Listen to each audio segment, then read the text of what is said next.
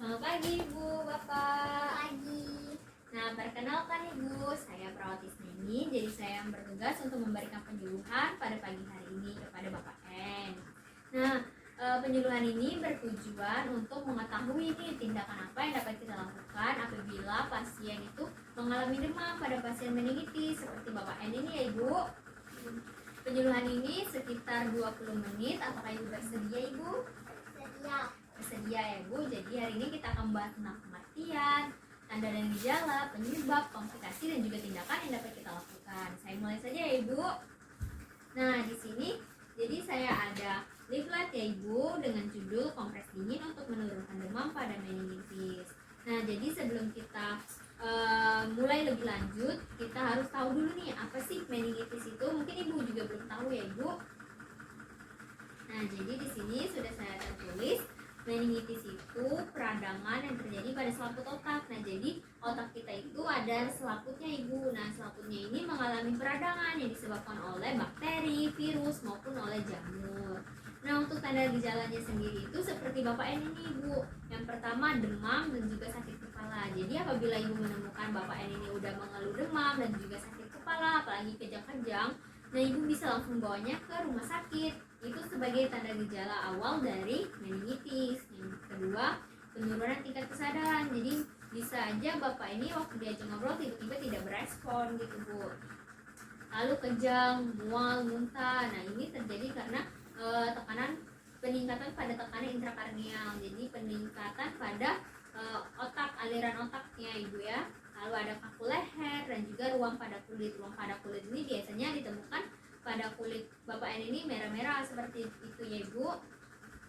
Nah, untuk penyebabnya itu tadi kan udah dikasih tahu dari bakteri, virus maupun jamur. Nah, untuk bakterinya itu sendiri bisa juga misalnya Bapak ini sedang mengalami flu. Terus apabila Bapak ini punya riwayat penyakit TBC gitu ya Bu, tuberkulosis yaitu batuk-batuk terus. Lalu ada juga apabila faktur tulang belakang atau patah tulang belakang, operasi otak atau sumsum tulang belakang. Nah, untuk komplikasinya itu apabila penyakit Bapak N ini tidak ditangani dengan baik bisa menyebabkan gangguan ingatan, kehilangan penglihatan, lalu kehilangan pendengaran, bisa juga radang sendi, gagal ginjal, lalu kesulitan berkonsentrasi dan juga kerusakan otak dan juga hidrosefalus. Nah, hidrosefalus itu yang kepalanya besar itu Bu, karena penumpukan cairan. Nah, selanjutnya, tindakan yang dapat kita lakukan biasanya kan sudah yang kita ketahui tadi kan gejala dari pasien meningitis itu kan gejala awalnya itu demam. Nah, jadi yang dapat kita lakukan sebagai upaya pertama kita dapat lakukan yaitu dengan kompres dingin. Nah, kompres dingin ini diberikan sebagai upaya memberikan pendinginan secara eksternal. Nah, kompres dingin ini dapat dilakukan pada dahi atau kening, bisa juga di bagian perut, leher, ya Ibu, di ketiak atau di lipatan paha yang ada pembuluh darah besarnya. Nah, di sini bisa Ibu lihat untuk alat-alatnya. Mungkin Ibu sudah pernah melakukan kompres secara mandiri ya Ibu. Ada foam yang berisi air biasa atau air es, dan itu pengalas biar bantalnya itu tidak basah ya Ibu. Lalu ada waslap, ada kain.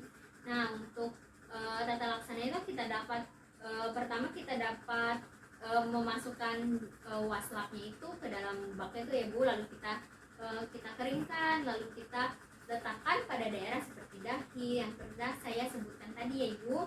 Nah, hal ini diulangi berkali-kali sampai apabila Ibu raba pada kulit Bapak N ini tidak lagi terasa hangat.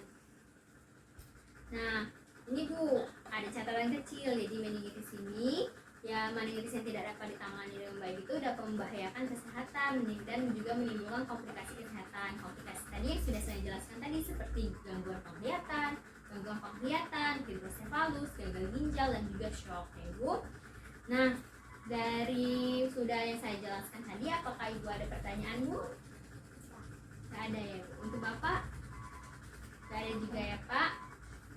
Nah, di sini saya akan memberikan sedikit kesimpulan ya, mungkin biar Bapak dan juga Ibu mengerti. Jadi meningitis tadi kan karena peradangan pada selaput otak yang karena bakteri, virus dan juga jamur. Untuk Bapak N ini kan tadi punya riwayat TBC ya Ibu 1 tahun yang lalu. Nah, itu itu bisa jadi penyebab dari penyakit meningitis ini.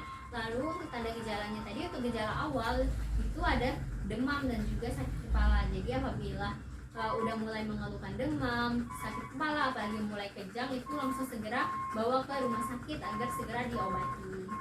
Nah, mungkin saya mau bertanya sedikit sama Ibu dari penjelasan tadi, apakah Ibu nanti bisa melakukan kompres dingin secara mandiri, Ibu? Bisa ya, Ibu? Nah, baiklah, kalau begitu saya akhiri penyuluhan pada hari ini. Terima kasih atas waktunya ya Ibu, ya Bapak. Saya akhiri, selamat pagi Ibu. Saya izin pamit ya.